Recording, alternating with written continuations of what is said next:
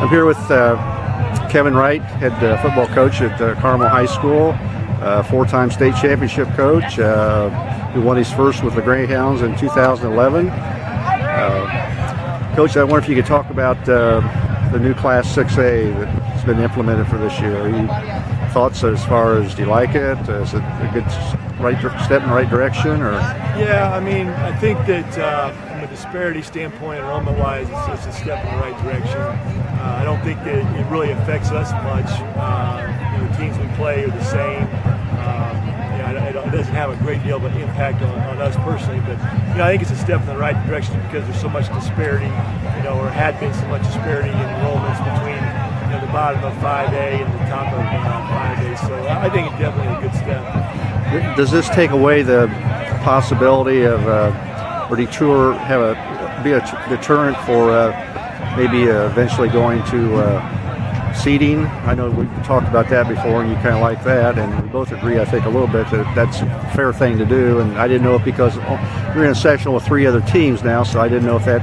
No, it doesn't. It doesn't. I mean, I think that there was some debate on whether to have 14 sectionals or 18 sectionals. I think if you seed, it'd probably make a little more sense to do an 18 sectional, but that's just something that the IHSA seems to be totally against in football and basketball, and really we're one of the only states in the nation that doesn't seed in football. So it's something that would make more sense if you had an 18 sectional. It would be harder to do in a 14 sectional, but since it's not really a possibility, right now at this point, it doesn't matter much. Can you talk about your conference a little bit, the Metropolitan?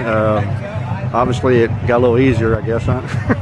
Well, yeah. I mean, a situation where I think that starting out there was a lot of talk, last year about a mega conference, and right. And as it panned out, it didn't become a mega conference. We just ended up adding Lawrence Central and Pike and Terre South and Terre Northwest. So I mean, obviously you look at the conference and it's brutal. It is brutal.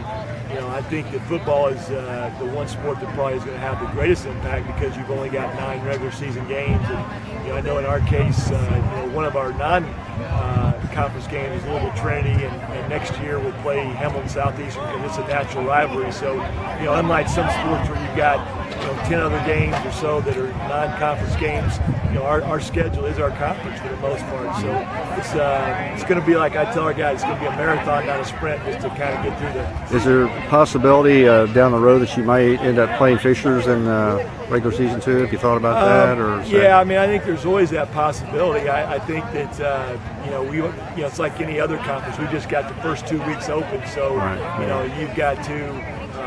That would be a situation where, depending on what their conference ends up doing and how that aligns. But I think there's that possibility. Obviously, Noblesville's a natural rivalry as well, and Carmel and Noblesville played each other for years. So, but for sure, we scheduled Hamilton Southeastern in 2014.